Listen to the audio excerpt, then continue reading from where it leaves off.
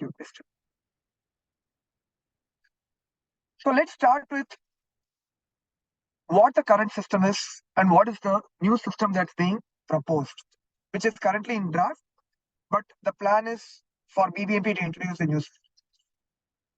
What I've done is I've just taken my own property as an example. So column A, if you look at it, column A and B here. Nikita and Lalithamba, please let me know if I'm audible and if my screen is visible. In case there is a problem, do let me know. So right now, I hope everything is fine. Yes. Great. So the property that I'm living in, I live in an apartment complex called as Brigade Paramount, and I'm the owner of flat 101. Now, as per my sale deed, I own a land area of 675 square feet, which is my undivided share of land. And the built-up area for my apartment is 1660 square feet, which includes my covered car park also. And broadly, the floor area ratio, that is effectively the land area into floor area ratio, will give you the built-up area roughly. So the floor area, another bill that got passed in the assembly recently, increasing the FAR for many areas. What that means is, if you own X area of land, the FAR can tell you how much X can you build in terms of built-up area on that land. So, for example, if you have 100 square feet of area, if your FAR is 2.5, you can build 250 square foot of building on that land. Similarly, if you have, let's say, 1,000 square feet of land that you own, and if the FAR is 3, then you can build 3,000 square foot of built-up area on that. That is the maximum. You can, of course, build lower if you want, right? But that's the maximum. In my case, I think the builder would have had an FAR of 2.5. That's how I ended up with 1660 square foot of built-up area on land area of 675, which is actually 2.45, slightly under 2.5. So I hope this gives you a perspective around my property. Now let's look at the current system. It's actually a very simple system. There are 6 zones, A, B, C, D, E, and F. Based on the zone that we are in, and BBMP classifies us into various zones depending on the area that we live in. I am currently under zone E. So for each zone, there is a rate that is defined by BBMP. Zone F has a rate of 1 per square foot. Zone E, which is my zone, is at 1.2 rupees per square foot. Zone D, I think, is 1.6. Zone B, zone C is 1.8. Zone B is 2 rupees per square foot. Zone A, which is the most premium zone, is at 2.5 rupees per square foot. Right? So I hope that gives you a perspective. If you are in zone A, you will be at 2.5 rupees per square foot. If you are zone F, you'll be at 1 rupee per square foot. And anything in between will be at a rate which is in between. And by the way, this is for own property. If you have put the property out for rent and it's a tenanted property, the rates are exactly double. So for example, if I had let out my property on rent, instead of 1.2 rupees per square foot, it would have been 2.4 rupees. That is, this rate would, instead of 1.2, it would be 2.4. From this rate, there is something called as unit area value. It's also defined, it can be defined in rupees per square foot or in absolute terms. But the principle is simple. You apply the rate and you apply it for 10 months. So 1.2 into 10 months is 12 rupees per square foot. And 20% is the rate BBMP is charging as 20% of that taxable area. So 1.2 into 10 is 12.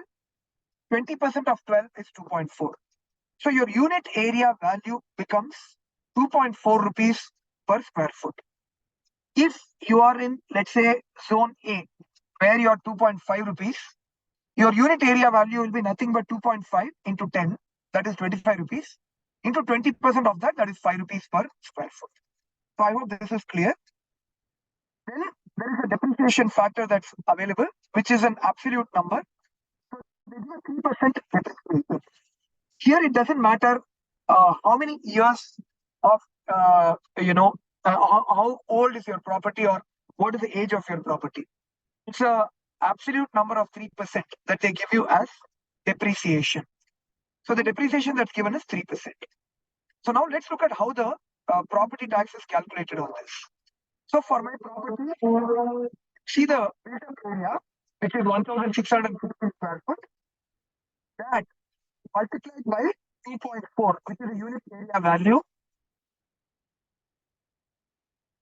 And on that, you get a rebate of 3%, not a rebate exactly, a depreciation of 3%. So 97% of 1,660 into 2.4 will come to 3,864. I repeat, your built-up area into the unit area value, which is 2.4, into 97% will be the total property tax payable.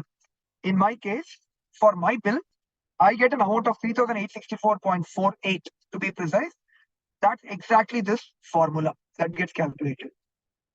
Then on this property tax payable, there is a cess, a rate of 26% that applied. 26% on 3,864 is 1,005 rupees. So that is the cess. On top of that, every property bill will carry a solid waste management cess. That is calculated at the rate of 30 rupees per month for all the 12 months. That is 360 rupees. And all of this together comes to 5,229 rupees. Of course, there is a rebate that BBMP gives of 5% if you pay during the month of April. Sometimes they extend it to May. So if you pay in April itself, you get a rebate of 5%, not in solid waste management cess, but on the other two components. On these two amounts, you get a rebate of 5%. That comes to 4,900. So this is my bill. In fact, for the last 4 years, this is exactly what I have been paying year on year. So I want to take a pause here. Does anybody have any questions on the current system? CN Kumar is saying that cannot hear, very poor audio. Lalita, Nishita, I hope that's not been the case. In between it was that, Srikanth. Sorry? In between the voice was little feeble. Okay. When I think you tried saying multiple of built up area into UAV. Even when you explained your unit area value, it was bit this one. If you could just quickly repeat how did you calculate UAV, will be helpful. Otherwise, it's Unit area value is nothing but you are seeing the rate which is per square foot. For zone E, the rate is 1.2. For zone S, it will be 1 rupee. For zone E, it will be 1.6. For zone C, it's 1.8. For zone G, it will be 2 rupees. And for zone A, it's 2.5. Required by BBMP currently. From that, we derive the unit area value, which is nothing but that 1.2 rupees into 10 months. 1.2 rupees into 10 months is 12 rupees. And on that, you apply a 20%. So 20% into is 2.4. So from rate, how do we get unit area value? Is that clear? yes. Even now voice was this one, but we understood. Based on the zones, the rate per square foot is fixed. Into 20% you apply depending on the zone and you get the UAV. Into 10 months into 20%. Yeah, into 10. Yeah. Into 10 is 12. 12 into 20% is 2.4. Yes, yes. 1.2 into 10 months, 12 rupees into 20% is 2.4. Yeah. Yeah. Then the total property tax payable is nothing but the built-up area, which is 1,660 square foot in my case, into the unit area value, which is 2.4 rupees per square foot, into a depreciation 3% that's available, so which means into 97%. That's what gives me this 3,800. I hope that's clear. Yeah, yeah. 97%, somebody is asking, how did you arrive at that? That is nothing but that 3% depreciation, right? 100% minus 3% is 97%. So I hope that answers Ramesh's question. I think one query is there is chat is disabled. So please enable chat, Nishita and Lalita. That'd be good.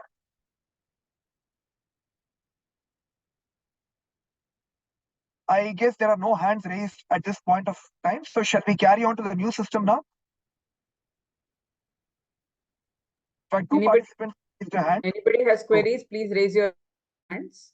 Looks like there are two people who have raised their hand. Lalita, you want to get them to? Basic. Nishita, can you give me the co-host if possible? There's only one host, which is Srikanth. Even I don't have host access right now. Oh my God. I don't know why you made me the host. I will try and see if I can hand back hosting rights to Lalita. Should I give you the hosting rights? But then will you be able to share the screen? I'm not sure, but yeah, you do that. I made you go co-host, so yeah. Okay, Santosh, you can unmute and speak, please. Yeah, hi, Santosh here. Can you listen to me?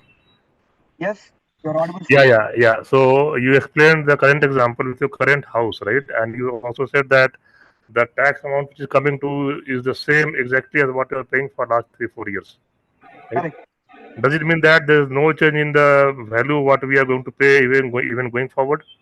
So going forward, they are applying a new system that will change. But what I think is current system, there is at all.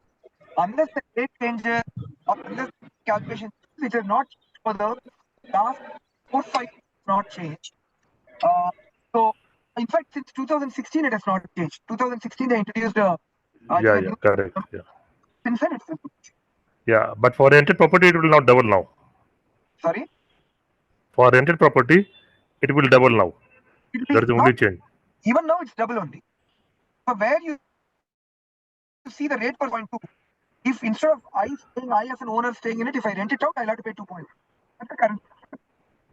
Okay, so even now also the rented is double. That's what you're saying, right? Rented property will be exactly double. Okay. It doesn't matter which zone, etc. Okay. Sure. Yeah. Santosh, Thanks. Srikanth is explaining the current system as we are paying till date.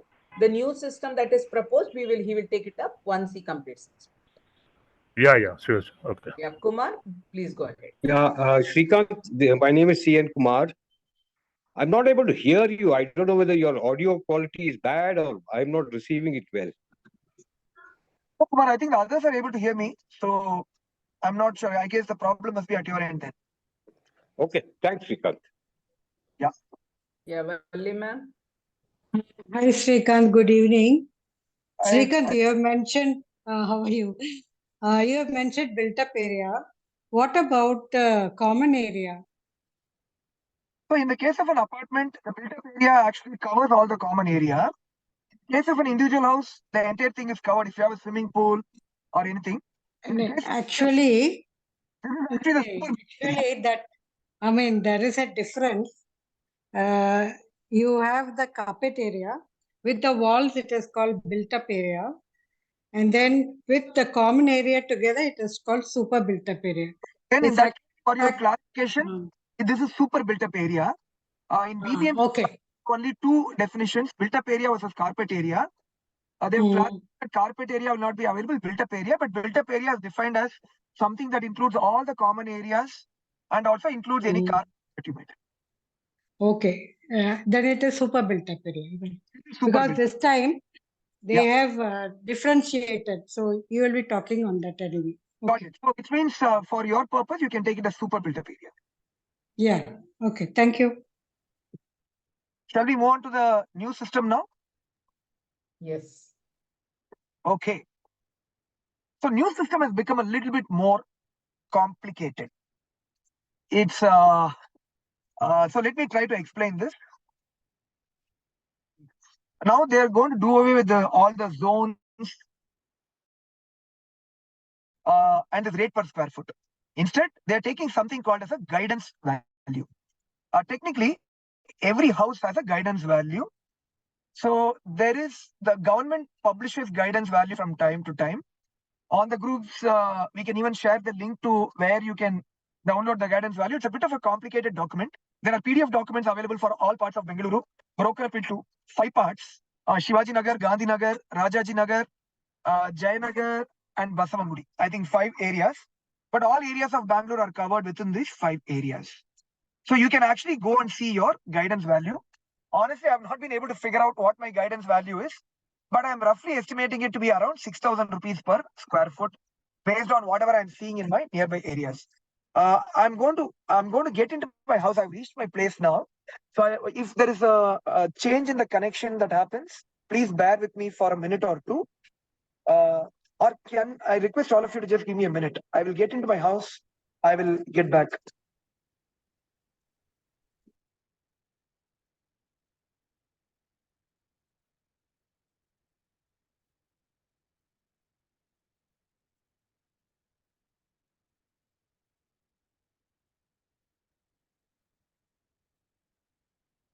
Lalitamba. Hello. Yeah, Valin. Lalitamba, he told about Shivaji Nagar, Rajaji Nagar and all that, no? Those are all district sub-registrar offices. So all properties in Bengaluru, they are mapped to these 5 places. Oh, okay. Okay.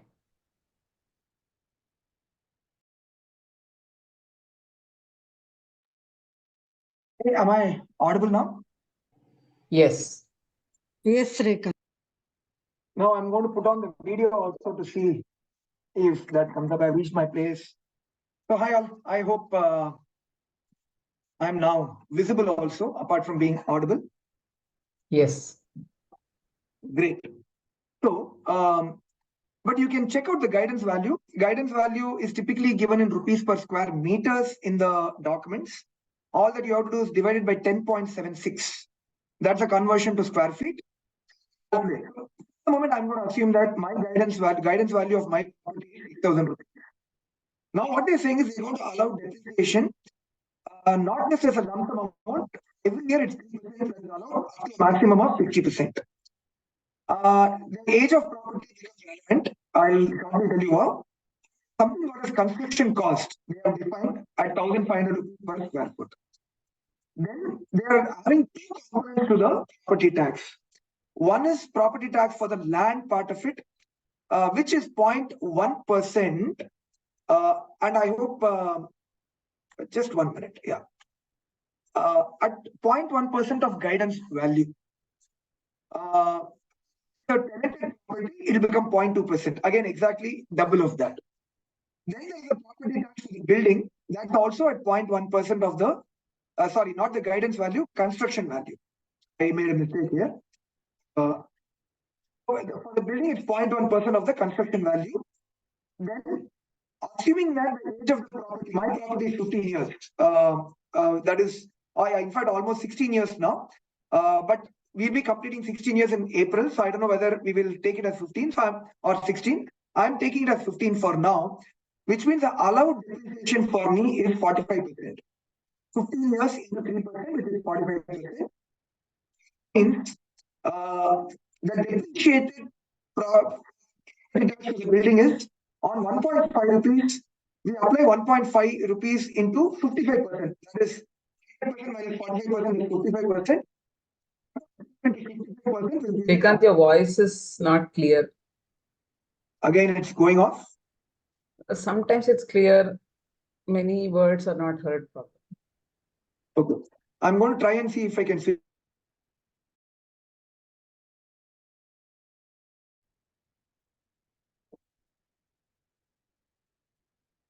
Lalita, how does it sound now? Yeah, good. Okay. I just shifted over to my Wi-Fi now. So I was just saying that there are 2 parts to the new property tax being proposed. One is property tax on the land. The other is the property tax on the building. Property tax on the land will be 0.1% of the guidance value properties and 0.2% of guidance value on the tenanted properties. For building, it will be 0.1% of construction value for owned properties and 0.2% of construction value on the tenanted properties. So this 0.1% of the guidance value of 6,000 rupees, 6 rupees. And for building, 0.1% of construction value, which is as 1,500 for everybody, that will give 1.5. And on this building, there is a depreciation that's allowed, that is 45%, which is 15 years into 3%, that's 45%. And the depreciated property tax is 1.5 into 6%. 100% minus 40%. So that's the depreciation allowed. 1.5 to 50%. 0.7. Again, audio is not clear, Srikanth. Now I really don't know because I'm on the Wi-Fi.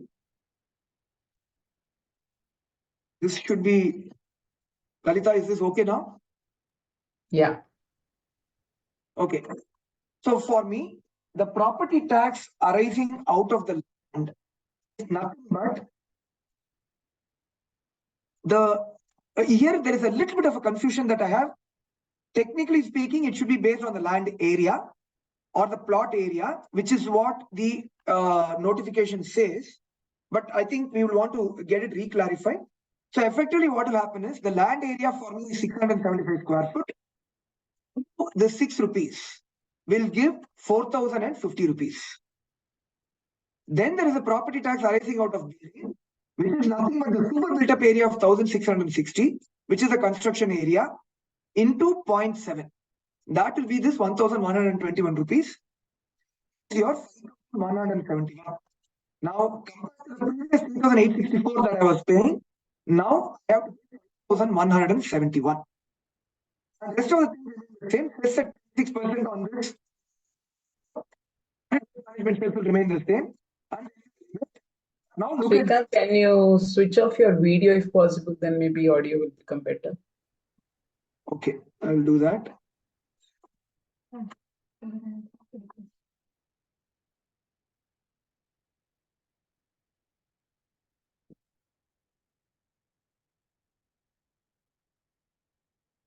Okay, is this okay? Yeah. What I was saying is now you can see the comparison between the old system and the new system. I think I'm going to end up paying almost about 30 to 35% higher. As I said, there's only one clarification that I would need from BBMP. I'm reasonably confident of it, but I think better to clarify. The property tax arising out of land would be based on land area, and the property tax arising out of building or the construction would be based on built up area, which is clarified in the note or the draft, but we'll have to reconfirm. But if that is not the case, if they're going to apply it on the super built up area, this will just go up dramatically, right? But effectively, our property tax, in my case, is going to go up by at least 30 to 35%. In fact, if the guidance value goes up further, in my case, right, because I really don't know what the exact guidance value is, because my apartment specifically is not listed. In my nearby area, there are different places listed at different rates. Some of them are at 5,400, some of them are even 7,500. So I don't know how the logic is applied. So I need to derive that. But you have to figure out what your guidance value is. Higher the guidance value for your area, the higher the property tax. And the worst thing in this is, if year on year, if BBMP keeps revising the guidance value, your property tax also will keep going up year on year. But this is the system explained to you in as simple terms as I could. I'm happy to take any questions from anybody on this as well. Srikanth, I have a question for you. The guidance value is not published by BBMP. The guidance value is published by the Registrar of Registrations, I think. Correct. It comes under the state government. Absolutely. You're right. Yeah. Srikanth, I have one doubt. See, in the notice that was put out, number 3, property tax. I mean, not number 3, non-residential. 1 minute. That on the screen so that you can you tell me from which one.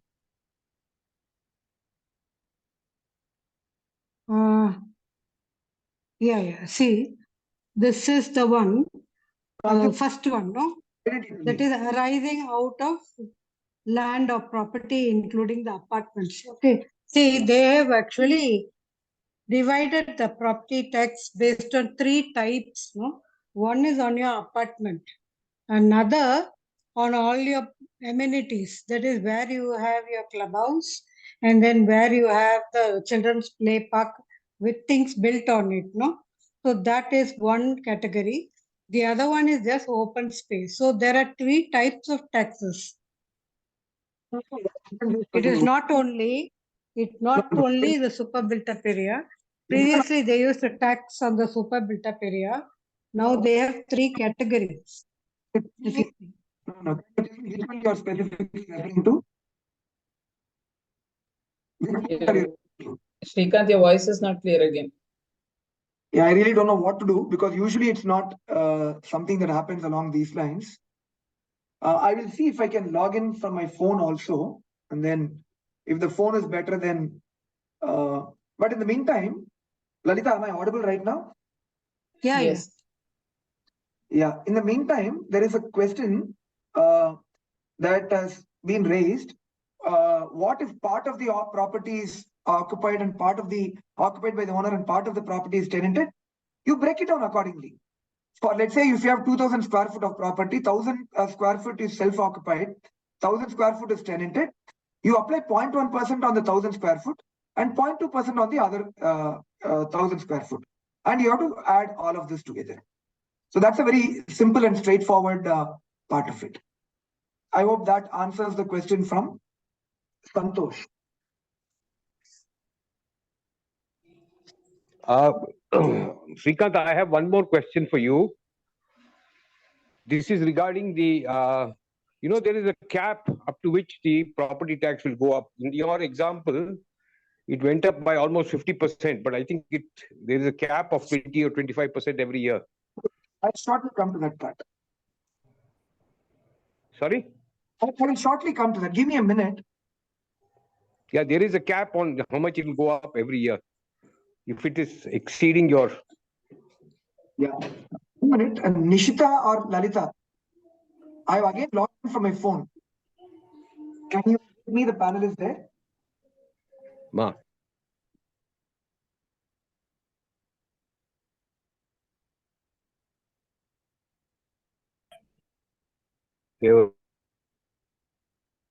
Lalita, can you make me the panelist?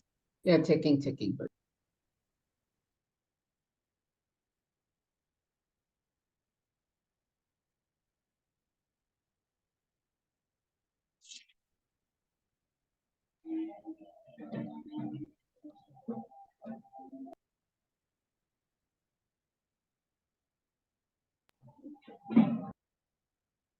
Yeah.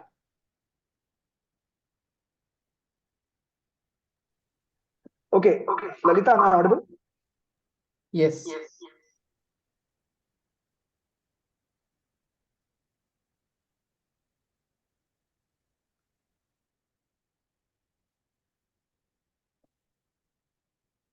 Okay. So I won't be able to share my screen right now, but I hope I'm audible now. So, Kumar, to answer your question, yes, there is a cap on an annual basis for 20%.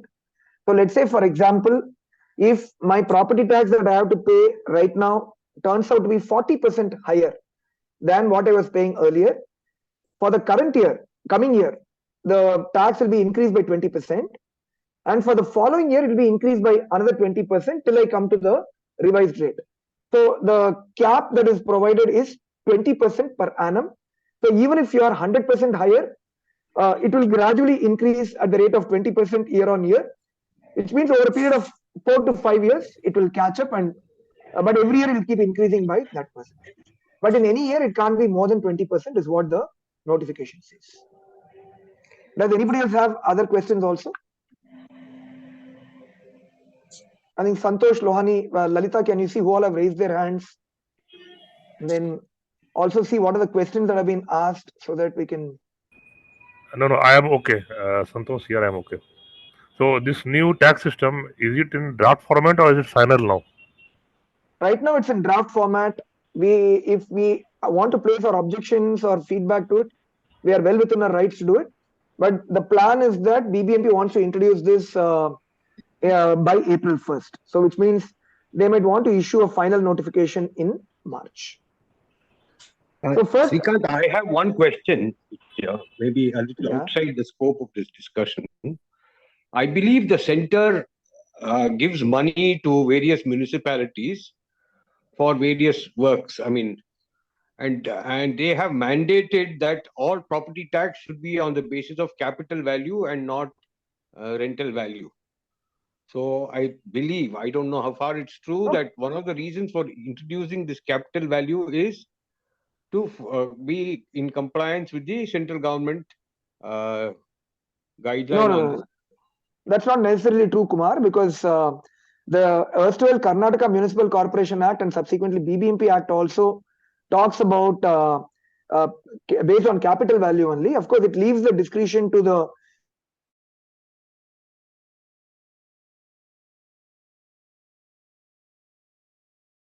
That's what I'm saying, that there is a mandate to go for capital value to No, but what I'm saying, Kumar, is it's got nothing to do with the central government guidelines. This law has been like this only for many, many years already.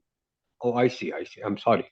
Because Yeah. I was told that based on some grants that the central government makes, they have to transition to this capital value. And in fact, I believe in all the other municipalities except Bangalore, they are already on capital value system for property tax.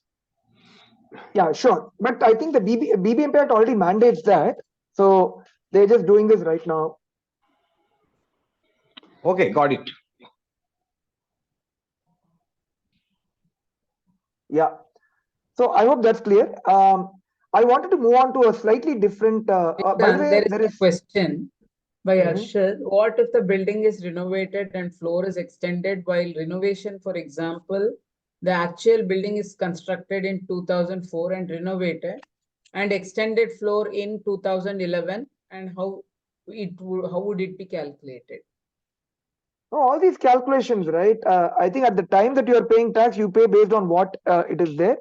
And if you have made changes to it, then you apply the new parameters, right? If the area has changed, or from owner it's become tenanted, or you have done a different type of flooring and all, etc. Also, that is relevant in the earlier system.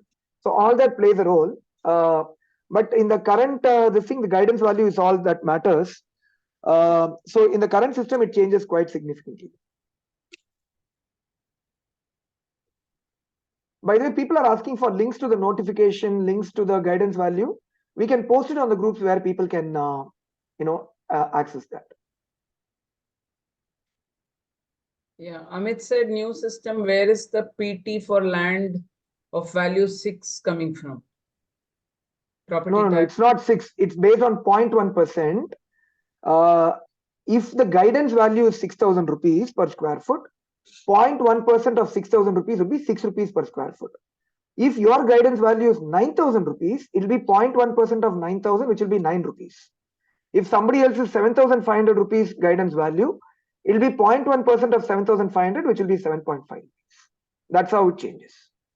So the key operating metric there is 0.1% for own properties. And depending on the guidance value, that amount will change.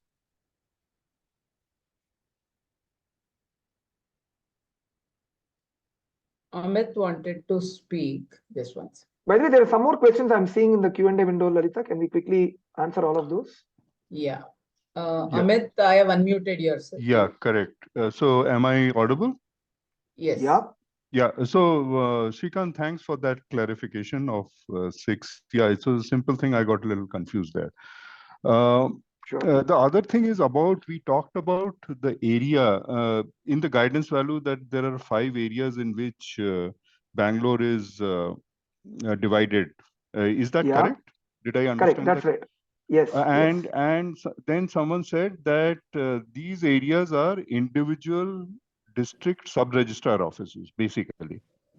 Yeah. So in the Karnataka ecosystem, these 5 places are referred to as, I don't know what they are specifically called as, but Bangalore has these 5 areas specifically for the definition of guidance values. They are called the district registrar's office. Yeah, district.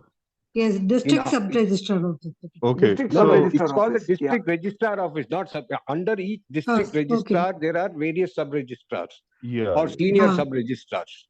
Yeah. Okay. And therefore, So there we should have be district. there will be Yeah, a so lot that, of I think- variation in the guidance value in each We have district. Yeah, under each we have the district district also. and then the taluka. Yeah, so Okay. anyway, I think for simplicity's sake, whatever you call it by, right? If you want to determine, for example, if you are living in, let's say, Mahadevpura, you have to go to the Jayanagar district registrar document. It will be available there. If you are living in CV Raman Nagar or let's say Shanti Nagar, you will have to go through the Shivaji Nagar. Or if you are in Malleshwaram Rajaji Nagar, you have to go through the Rajaji Nagar document. So each one is different. You have to see where exactly your property is defined. It will be in one of these 5 documents where you will find your guidance value. So does it mean that, and will it be given area wise, or does it mean that for these 5 areas, the guidance value is one figure? No. Within each, Okay. whatever you call it, right? There'll be multiple things. In fact, very likely that if you're living in an apartment, your apartment name itself will be clearly defined, or you will have an area defined, right? This road or that road, or this area, that area, etc. Sometimes, as I said, right, in my case, it's a little bit confusing because I'm not able to figure out my apartment name or exact area that is mentioned. So it creates a little bit of a confusion. But by and large, these documents are very, each document runs into some 300, 400 pages, right? So there are lots of properties that are listed out. You should be very likely able to find your guidance value specific. Okay. Yeah. And shall we move on to other questions, Lalita, from others? Yeah, Srikanth, just 1 minute. So these figures which are there, so is there a likelihood of any change, or these are the final one? This is a draft notification. Whether this gets passed or not depends on what we all feel about it. It can be passed exactly as is. It can be passed with changes, or if there are enough people in the city object to it, it might be rescinded also. So it's draft right now. Okay. Ramakrishnan is asking, what if the flat is tenanted for a few months and self-occupied for the rest of the year? Second part of the question is, how is car park accounted over and above the super built-up area?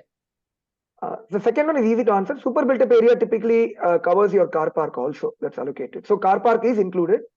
So your carpet area plus your all the common amenities plus your car park area is a total super built-up area on which you have to pay the tax.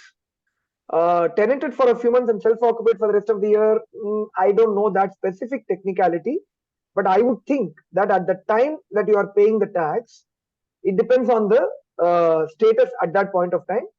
So subsequently, if it changes, I think you will still be given that leeway. But by the time the next year it's tenanted, at the time that you are paying, if it's tenanted, then it has to change. So I don't think you have to, you are paying tax at a particular point of time. And I think what matters is what is the status at that point of time is what I would think. But this is something that probably Lalita, when we meet the Chief Commissioner, we can clarify also. But I'm reasonably confident that this is the understanding. Sure. Let's move on. Rajiv says whether it will be auto-calculated in BBMP system during next payment by considering no change in building. No, I really don't know how they're going to implement it because guidance value is something that's not there in the BBMP system, right? So how are they going to connect it, or is it going to be automated, or are we supposed to self-declare? The details will have to come later. Only when the system is implemented will we know. Right now, even I don't have clarity on that. Santosh says, so we are clearly seeing significant increase in your tax. What's personal opinion on the new system? So I have a lot of views on that, and I want the BNP view to build up, and I want it to be taken. So should we get on to that part now? What is our view on this system? Is this a fair system? Is this what we should be doing, etc.? Shall we quickly get on to that then? If there are no more questions on the way the property tax old system and the new system proposed, the calculations relating to that? Sure, yeah. Yeah, I think that's a good idea. Okay. Thank you all so much for patiently listening to me and hearing me out. And I hope it gives you clarity on how the old system of tax was being calculated and how the new system is being proposed. For me, there are three important parameters that I want to look at to see whether I want to pay a higher tax. Clearly, this system, I think, is going to lead to most of the people paying a substantially higher tax. First, I want to ask a fundamental question to all of you. What are we paying property tax for?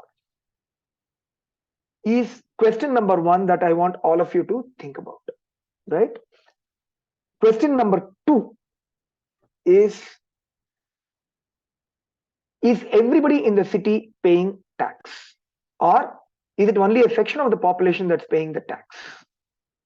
Question number three, the current amount that is being paid, is it being used for the purpose that it is intended for? And is that not enough to run this city? So I have three important questions that I've framed in my mind, right? First question for all of us to introspect on, what are we paying property tax for? Question number two, is everyone paying tax, property tax, or is only a part of the city paying tax. And number three, the current tax that's being paid, whatever we are contributing, is that being used for the purpose? Do we have proper accounts or do we have proper information on that? At a fundamental level, the stance that we are taking in BNP and my personal stance also is that I and BNP will vehemently oppose any increase in any kind of tax or cess that is going to be introduced by BBMP. This doesn't matter whether it's an increase in property tax or whether they introduce, there's a proposal to introduce a solid waste management user fee. The BBMP Act also empowers BBMP to impose what is called as an urban land transport cess. So there are a whole host of things that BBMP can impose upon us. In my individual capacity, as well as BNP, we will firmly, fully, vehemently oppose any increase or any change that they bring about. Why am I saying this? So first, what we have to understand is, why do we pay property tax? And when we talked about, CN Kumar raised this point, right? Central government has mandated capital value, etc. Personally, if you ask me, the property tax cannot be and should not be linked to capital value, guidance value, rented value, etc. Why do I say so? Think about it. And in fact, I would say there cannot be any distinction between own property, tenanted property, etc. Why should property tax be linked to whether I'm benefiting out of my property or not? What do we pay property tax for? Property tax is something that we pay to the municipal government, which is BBMP in our case. For what? I want all of you to think about it. Why do we pay property tax? We pay property tax for BBMP to maintain roads, footpaths, drains, trees, parks, lakes, playgrounds, etc., etc. Think about it for a moment. How does it matter whether I live in a posh locality or in a rundown locality? How does it matter whether I'm an owner or whether I'm a tenant? How does it matter whether I live in a 2000 square foot property or a 1000 square foot property?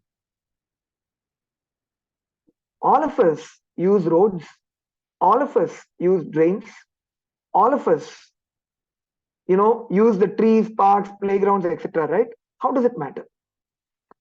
But then one part of the logic is based on the size of the property, there might be more people living in that particular accommodation, which might or might not be true.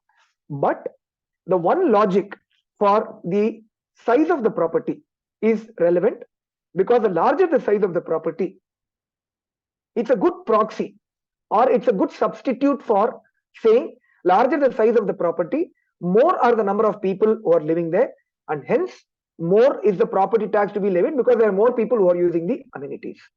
But outside of that, whether my property value is 6,000 rupees or 8,000 rupees or 12,000 rupees, how does that matter? How does it even matter whether I'm living in my own property or a tenanted property? These are, I would say, fundamental flaws that are there in the system, in my view, that need to be rectified. So linking it purely to just the area of the property that I live in, I can understand and agree with the logic. To some extent, these zones also that have been put in, I would still agree with that logic also, while I don't completely subscribe to it. There, it comes to affordability, right? The general principle is, if there are people who can afford more, they should end up paying a little bit more. Again, zone F people paying at 1 rupee and zone A people paying at 2.5 rupees. We can always get into a debate. Is that a reasonable difference or not? But I think it broadly comes into the principle of affordability. But why should the principle of how much of value I have made relevant for paying property tax? For example, let me ask you this question. Let's say my property is valued at 10,000 rupees today, but I bought it at 9,000 rupees 5 years back. I have not had any significant appreciation in the property. Why should I pay a substantially higher amount, as opposed to, let's say, another person who bought a property at 1,000 rupees, but today it's gone up to 4,000 rupees. That person who has gotten a significant appreciation on their value from 1,000 to 4,000 rupees is going to pay much lesser property tax than me, who has bought it at 9,000 rupees, but it has gone to 10,000 rupees only. So why does guidance value have to play any role at all in this? It actually beats me. I don't agree with that logic at all, and it should not even play a role in the determination of property tax. So this is one, let's say, principle that we have to understand. Whether it's a central government that has passed the thing saying that it should be based on capital value, or whether it's BBMP that's passing it, or whether it's ensured in the state government, I personally do not agree with that logic. If you are residents of this city, if you are paying property tax for the usage of roads, drains, and other civic amenities, it should be reasonably uniform and reasonably fair, and guidance value and capital value has no correlation to that at all. So that is question number one, and the broad answer to that. But to me, this also I would want to leave, let's say, to the side for now. The other two are very crucial. Why is the government and BBMP trying to impose a new system? It's very clear. They want more revenues. And if they increase the current rates by 20%, people will suddenly rise up in revolt. So they are trying to be very cute about it, in my view, by trying to do it in a slightly more convoluted system, and trying to do it in a way where people don't even realize that they are being charged more, and they sort of do it. But for the moment, I don't have a problem in paying more as long as two conditions are met. That is question number 2 and 3 that I talked to you about. For me, I want to know how many people who are supposed to pay property tax are actually paying property tax in the city. Today, the reality is, there are about 30 lakh residential properties that roughly come under the BBMP jurisdiction. And every single residential property, even a slum dweller, has to pay property tax. One thing is, for the slum dwellers, they have to pay a fixed amount of 300 rupees per annum, which is 25 rupees per month, right? Even they have to pay. So my estimate is that there are probably about 30 lakh residential properties coming in the BBMP jurisdiction.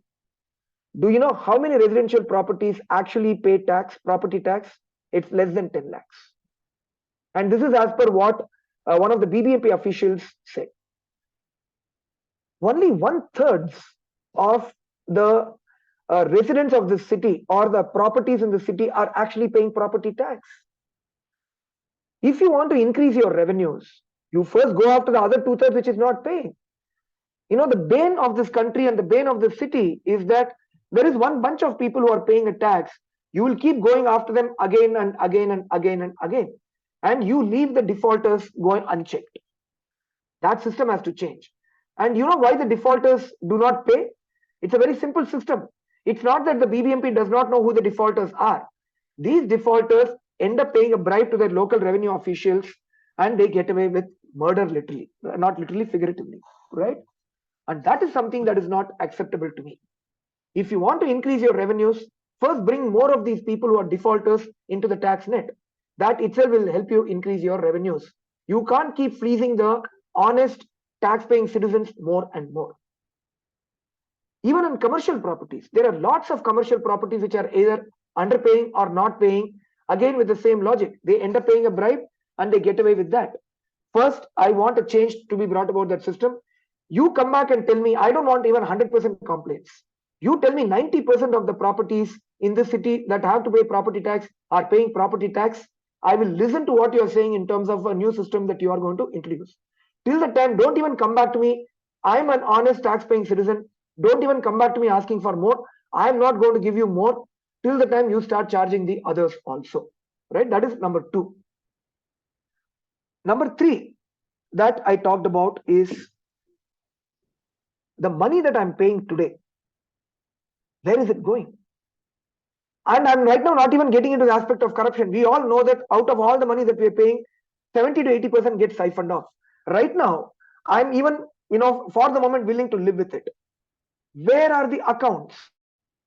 BBMP today has an annual spend of about 10,000 crores, out of which roughly about 3,000 to 4,000 crores comes from property tax collections. Where is this money going? First, show me the accounts. And not just broad level accounts. If you look at the accounts of listed companies like Infosys or Reliance, their accounts or annual statements run into hundreds and hundreds of pages with first level schedules, second level schedules, with all the details provided. Where is all that for BBMP? No, in fact, we've been running a campaign called as Lekka Beko. Namge modalne Lekka Beko. Nimma Lekka ಏನಂತ ನಮ್ಗೆ ತೋರಿಸಿ ನೀವು. ಅದಾದ್ಮೇಲೆ ನಾವು ಇನ್ನೂ property tax ಆಸ್ತಿ ತೆರಿಗೆ ಕಟ್ಟಬೇಕಾ ಇಲ್ವಾ ಅಂತ ನಾವು ಡಿಸೈಡ್ ಮಾಡ್ತೀವಿ. But first, where are the accounts? Where is the transparency? Once the reason why there is no transparency in the system is because they know that bulk of the accounts are fudged and bulk of the money is getting siphoned off. And that's why they don't show us accounts. Now think of it, if you are a shareholder of Infosys or a Reliance, if you have bought into shares of that company, will you not ask for all the details from them? You will. Why are they not asking that of BBMP? Just 1 minute all.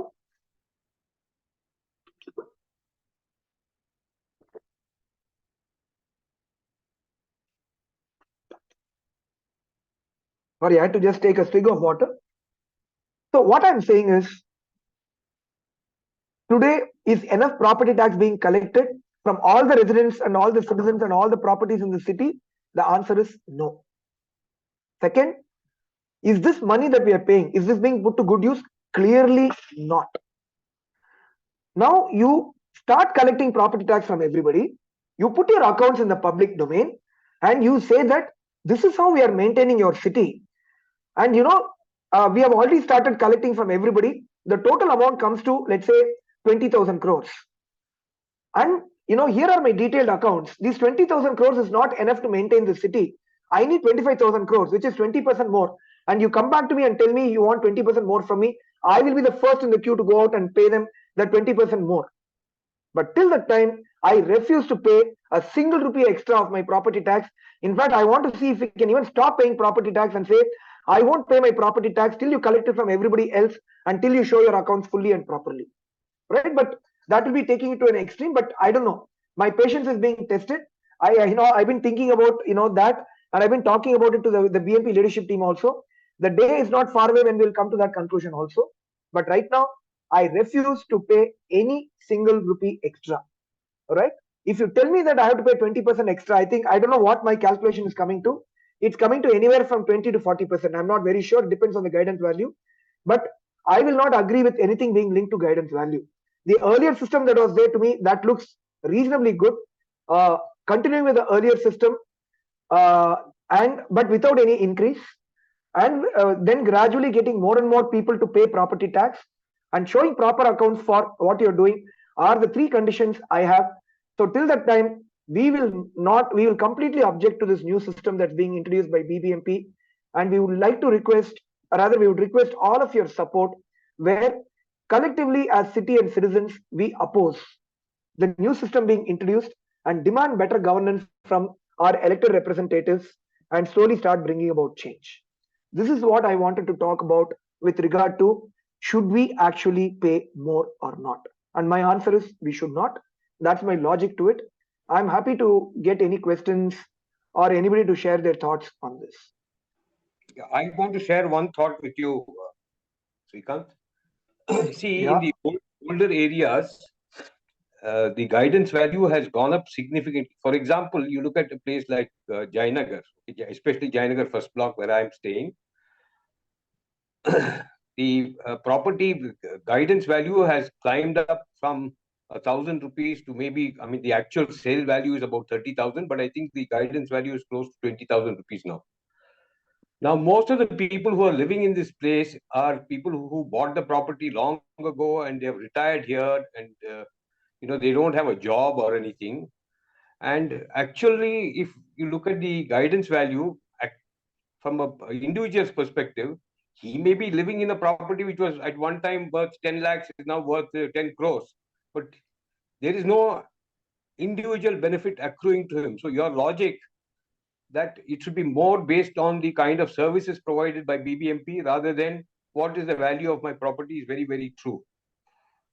Thank you. Absolutely. Totally agree with you. I think you explained it with a beautiful example. I can't agree with you more on that.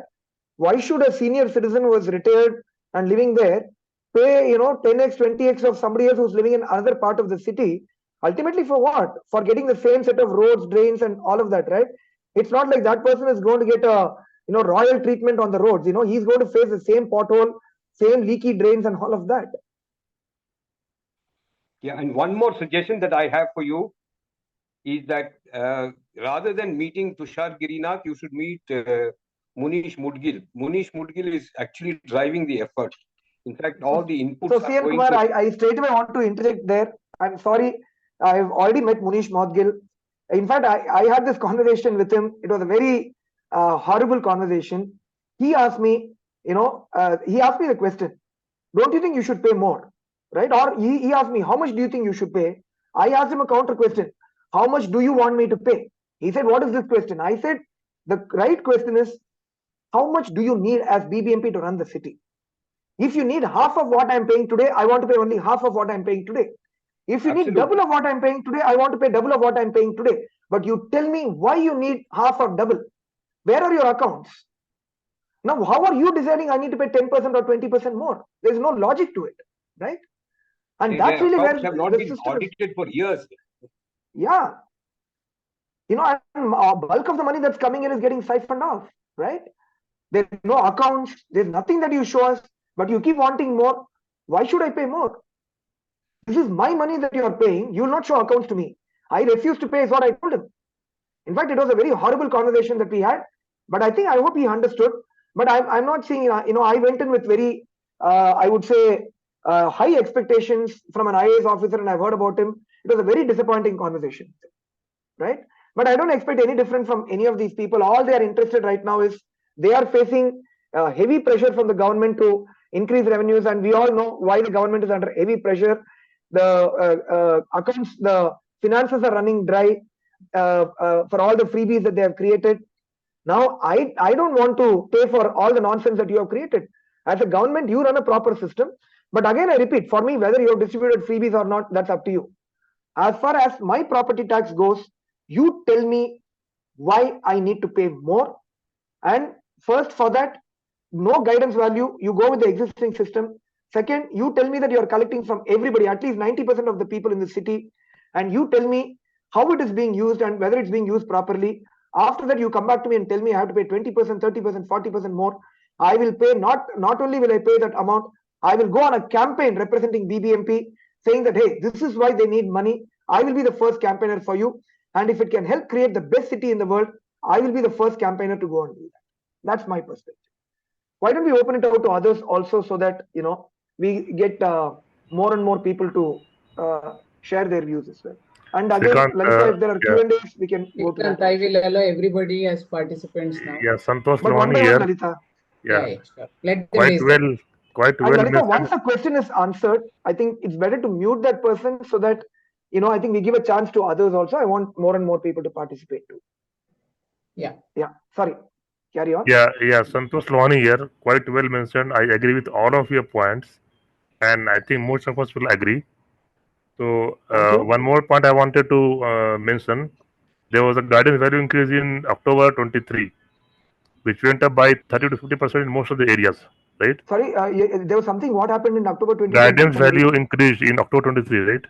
Guidance value increased. Sorry, I've not been following guidance value because I've not been in the business of selling property, so I haven't really tracked it. But as you said, fundamentally the logic of linking it to guidance value anyway is very flawed. Yeah, so there's a double hit now, right? There's a guidance value already increased 2 months back. Now they are also increasing the rate of computation, so it's double hit. Yeah. Totally agree with you. There's no logic to linking it to guidance value at all. We fully and firmly oppose that. On that. And as a result, I think we also agree to not pay this April. See, we have been paying property tax every year in April very diligently and regularly through so many years, right? We all decide to stop paying this year till they come back to the old regime at least. if not Absolutely. If they different? introduce a new system, I want to say, Yeah. No property tax. Yes. I won't pay my property tax. And I want more and more people, lots of people in the city to refuse to pay property tax. Yes. Yeah, we will decide on what we do, and we will sort of go from there. And I think we also jointly propose top two things from BBMP. One is provide your accounts of all the inflow and outflows. Yes, that was my third point. Absolutely. Second thing is, what are you doing to target the defaulters, the majority of the defaulters in all those years, right? Absolutely. Those are absolutely the 3 points, Santosh. Just to repeat, the 3 points for me are no linkage to guidance value. Please go back to the old system that was far better. Second, go after the defaulters, start collecting money from them. Don't ask me to pay more. Till the time at least 90% of the default or the city has ended up paying that. Third, please show me the full accounts of how you are spending it. Please justify to me on why you need more money and how that money is being spent. If you do all these 3 things, I will be the first to come out and campaign for BBMP to, pay. First I will go out and pay. I will run a campaign for them to ask more and more people. And all with the objective of realizing Nadaprabhu Kempegowda's vision. Let's not forget what all of this is for. Nadaprabhu Kempegowdaru, this city he has, dreamt of. Avadondu kanasannu, idu on Bengaluru on kanasu, right? This is a dream. He wanted to make this the best city in the world. Look at what these guys have brought it to. Now you tell me that there's a game plan to make this the best city in the world, to realize Nadaprabhu Kempegowda's vision, and you tell me how you're going to go about doing that, why you need more. I will be the first to go out and campaign for that. For all this demolition of Bengaluru, destruction of Bengaluru that they are doing, you want me to pay more and more without any account, without going after defaulters and all the corruption that's happening? Sorry, you don't have my money for that. And I will ensure that I run a campaign. As many people I can convince that we should not pay, I want to go out and build up that campaign. Srikanth, next, Prasad, please go ahead. And yeah, my fundamental question is that what I have understood from the BBMP is that a commissioner cannot be actually coming out with new laws and new ways to do things, right? It has to be by a elected council of members. Now, where is the actual authority of a commissioner who is an unelected representative, who can just come out one fine day and basically say, I'm going to raise taxes? Who is it? Who the hell are you? Where is the council of members who are elected? Yeah, good point, Prasad. Honestly, I haven't yet gone into that technical aspect. If that is the case, it gives us a great point to first conduct the BBMP election, and then, after that, let the council decide, right? You are absolutely right. Today, because I think that is the first, it's a preamble, I think, Srikanth, we should use in order to ask this question that, boss, who the hell are you, and whose authority, on which authority, which basis? Because their own BBMP's own, act says that a council of members are the only ones who are authorized to basically come out with a new law or a new way to do things. Sure. He is an administrator. No, I totally take your point, Prasad. We will look into it. And even I want to sort of delve deeper into that point. Honestly, I have not yet done my full homework on that. Why don't we do it? And after that, Prasad, you are Prasad Srinivasan, right? Yeah. Oh, yeah, we are anyway part of that core group. We will discuss it separately there. Let's look at the technicalities. And if that is the case, it's a great point. We have all the more legal grounds to argue the whole case and prevent them from implementing this whole thing. Thank you so much, Prasad, for bringing that point up. We will take it up. Cool. Radhakrishnan, please go ahead.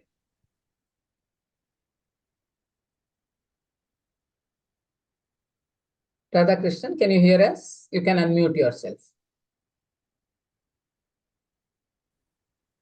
Okay, next going Mr. Ravi. Okay, Radha. Oh, go ahead. Radhakrishnan, you can go, and then Ravi can go. Okay, fine, sure. No, I think let Ravi start, Lalita. I don't think. Go ahead. Yeah, Ravi. Yeah.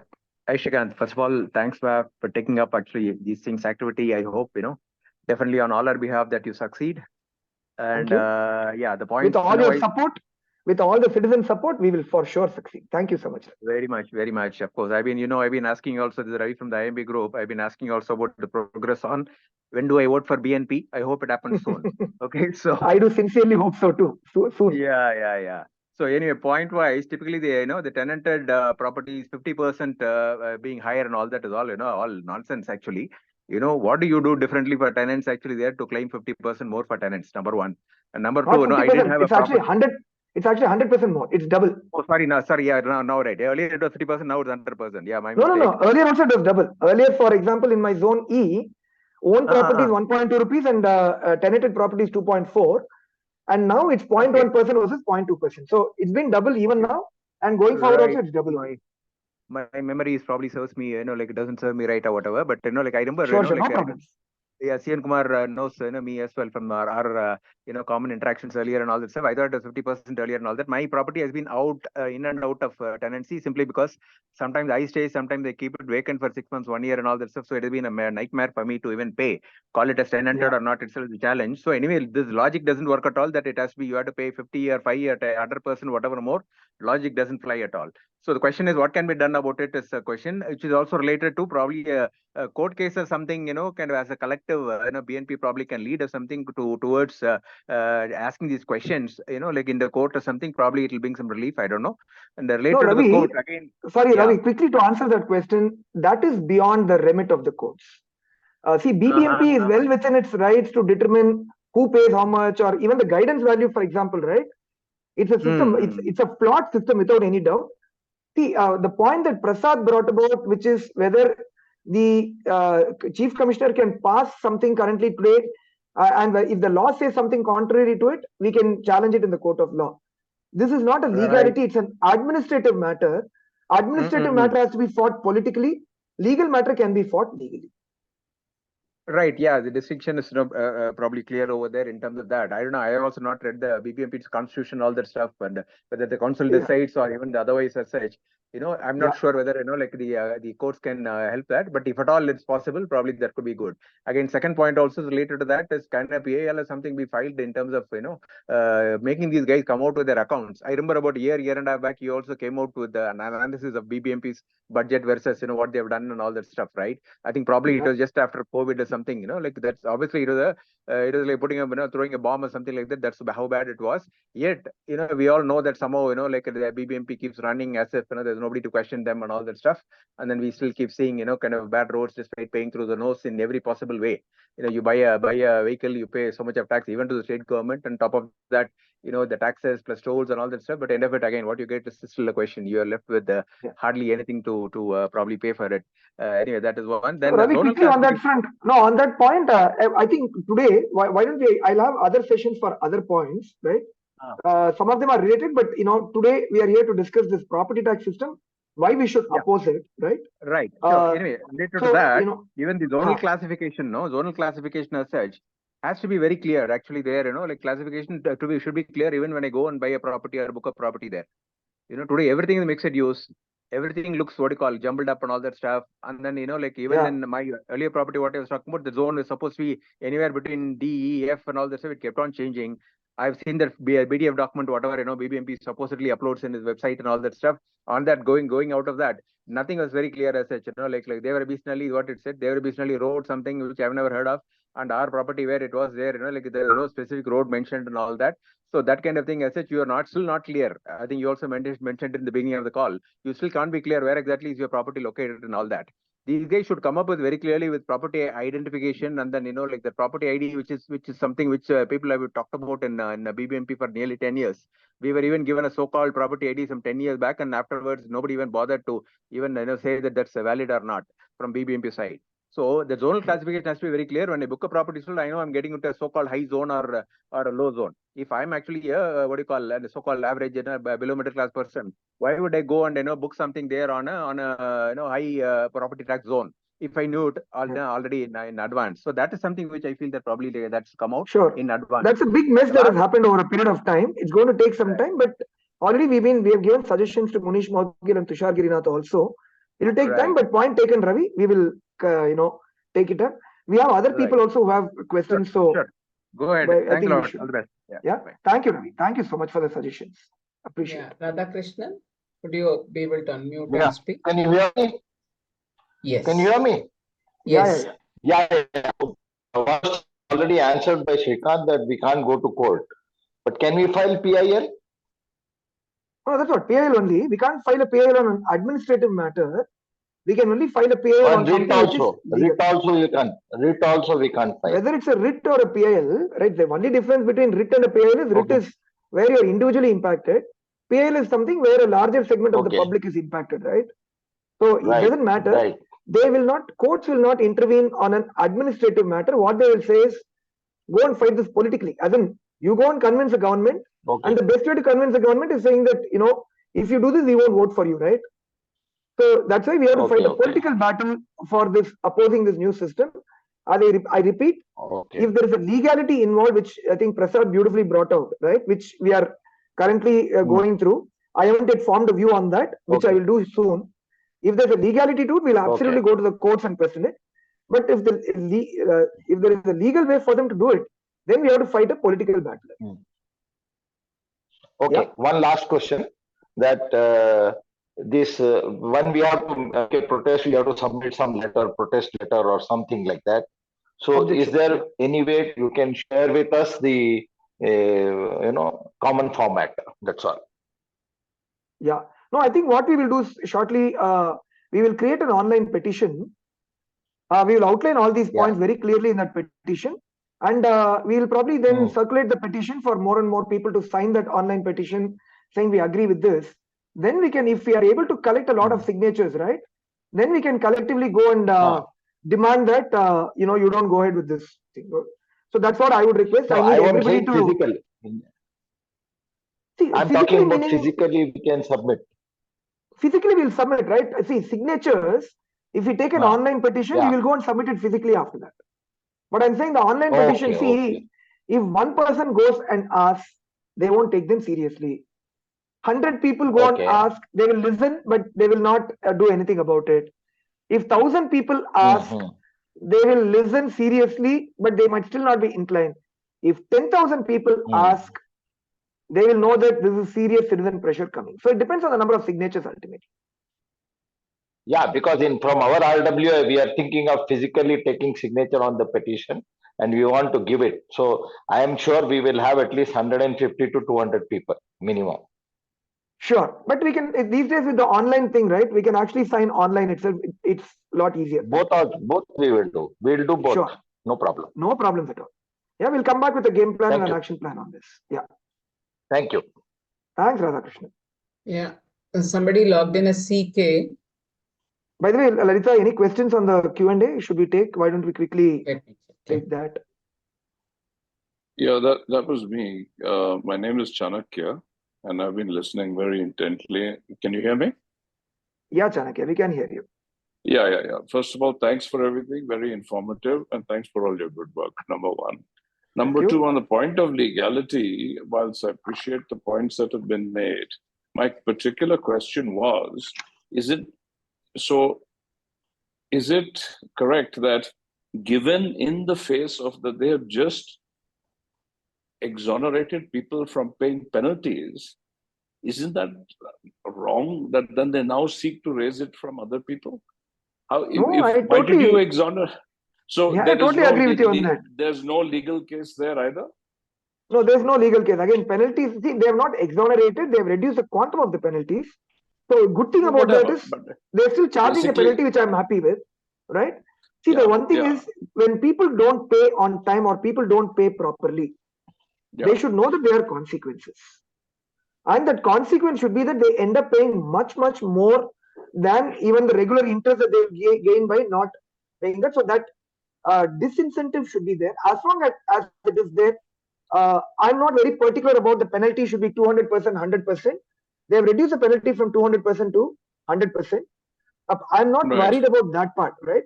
But the fundamental principle is that if there are defaulters, please go after them really hard. Correct. Right? And if there are people who are innocent, please do not harass them.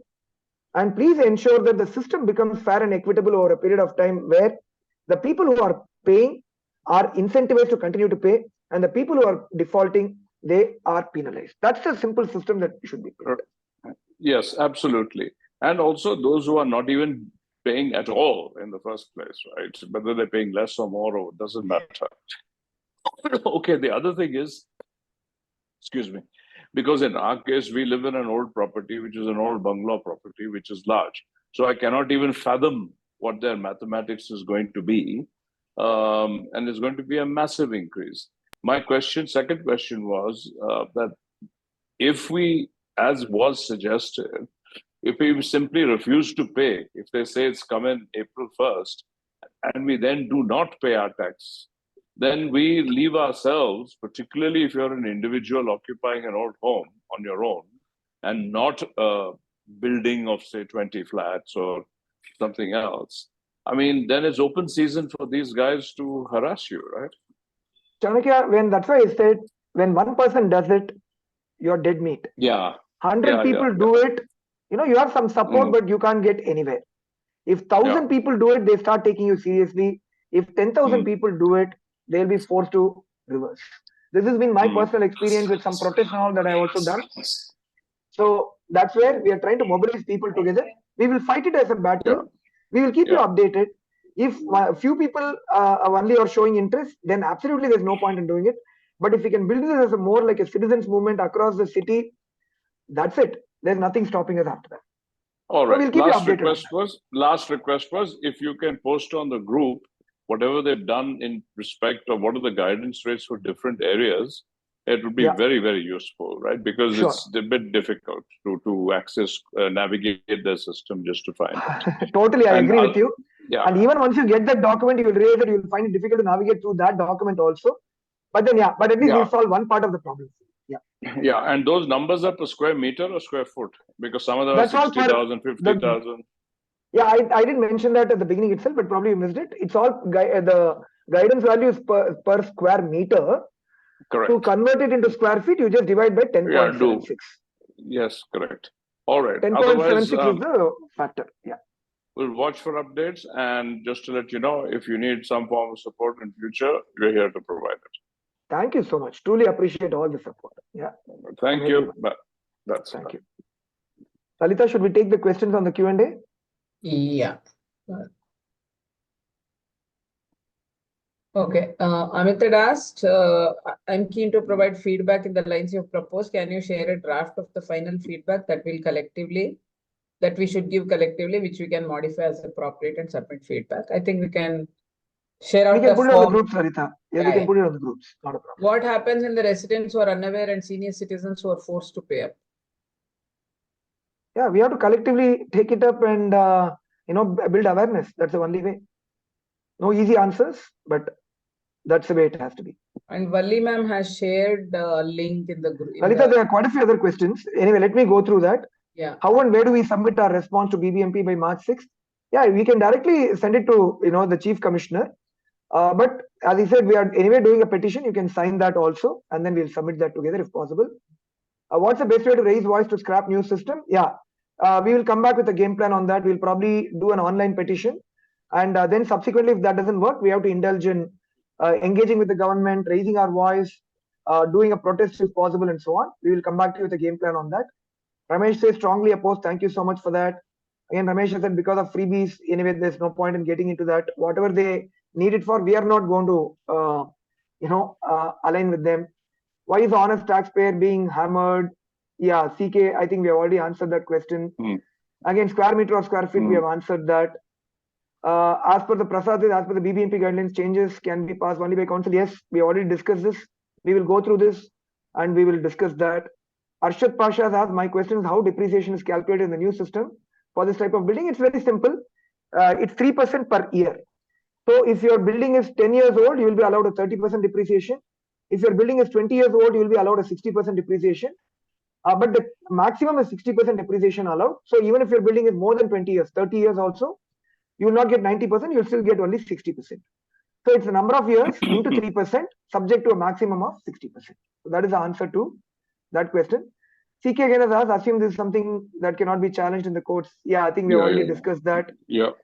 Santosh has asked, are we clearly seeing significant increase in your tax? What's personal opinion? Yes, I think there is a significant increase that's going to happen. and it's not one time, right?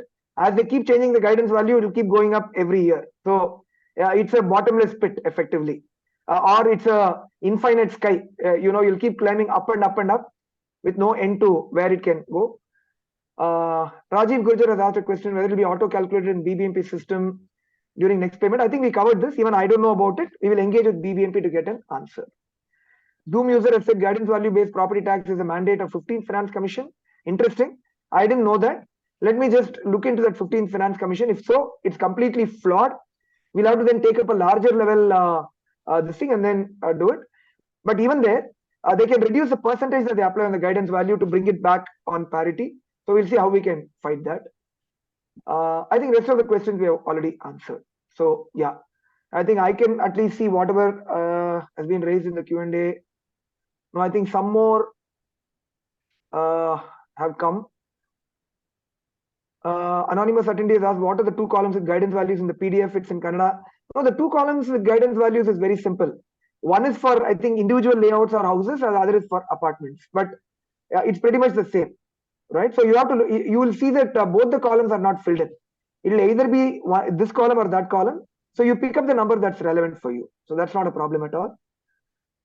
Montu Makadia has asked, if we do not pay property tax with these one-sided rules and penalizing citizens against zero return by BBMP, what max can happen? If we stop paying taxes, what can happen max to individuals? So Montu, I think I've answered that question.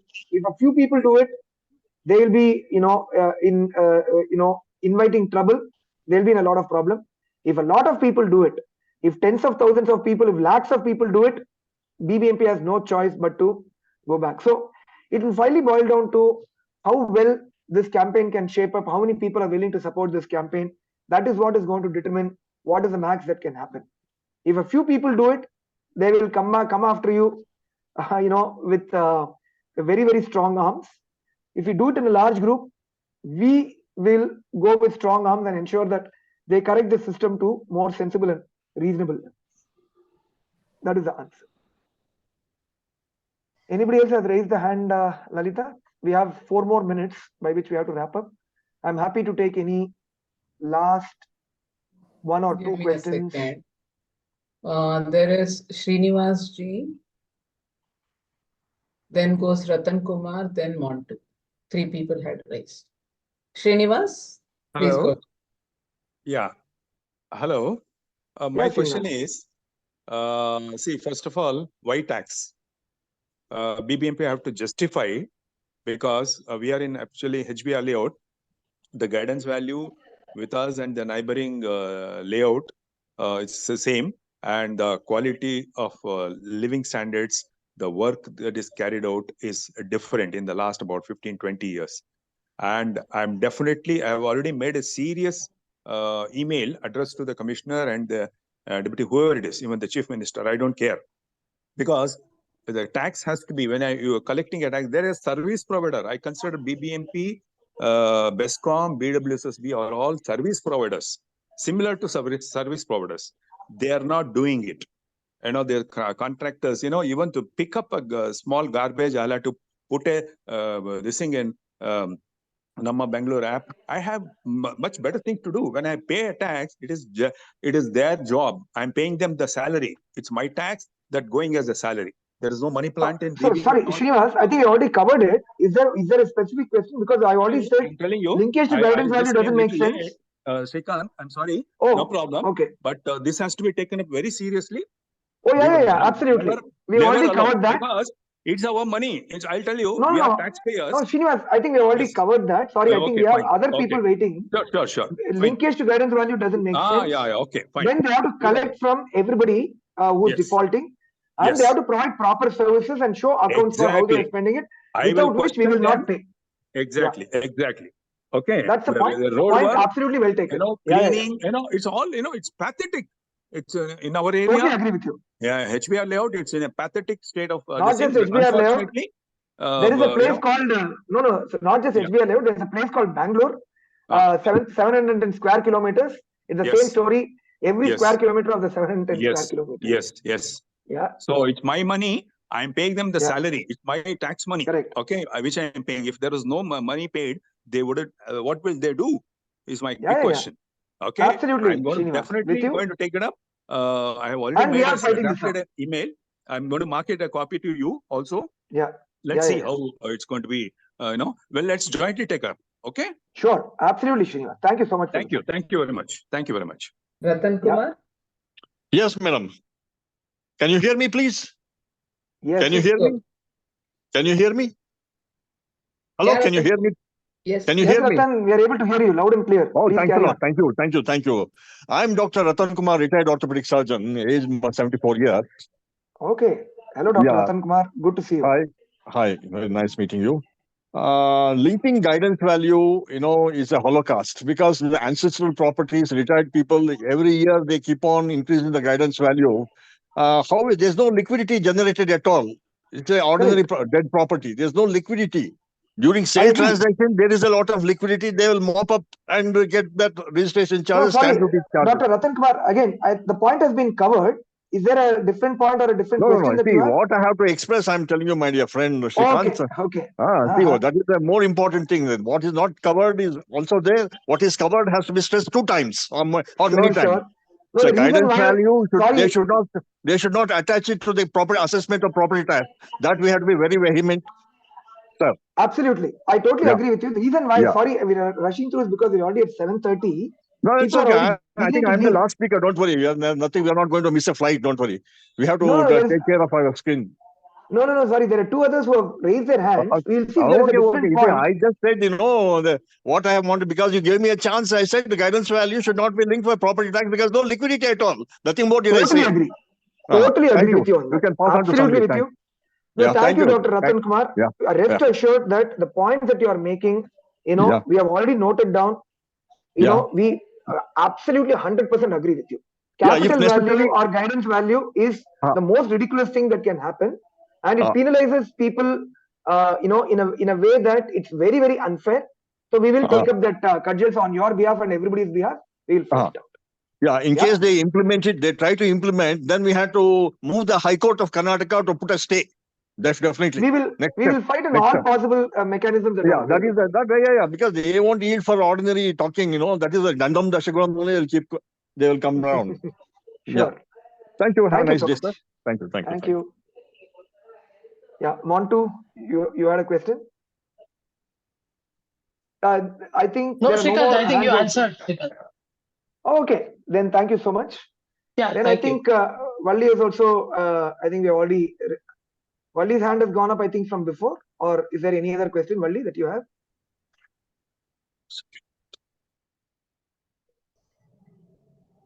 Okay, I think it looks like it's probably from before. So I think it's time to conclude the session for today. Thank you all so much for joining. I hope the session was, first of all, informative with all the details that gave about the old system and the new system. But more importantly, I hope you all understood the logic behind what we are opposing and why we are opposing the same. I need the support of all the citizens. And for you to spread the message, we will shortly come out with a campaign plan. Let's oppose this tooth and nail. Anything that is ridiculous, as honest, law-abiding, collaborative and cooperative citizens, whatever the city needs, we will do. But then, if the same thing is being used for nonsensical things, we will oppose. So that's the principle that we are applying here. I could hear that there is a lot of support that we are getting on this issue. So we will run a campaign. We look forward to your support. Together, let's work towards bringing in the right practices, right procedures, and right processes into our system, into our city, with the ultimate view of making our city the best city in the world. Thank you all. Have a great week ahead. Hope to keep connecting with you on the groups and subsequently on more sessions of Sanje Srikanth Jothe. Thank you all so much. Bye. Thank you. Thank you very much. Thank you. Thank you all.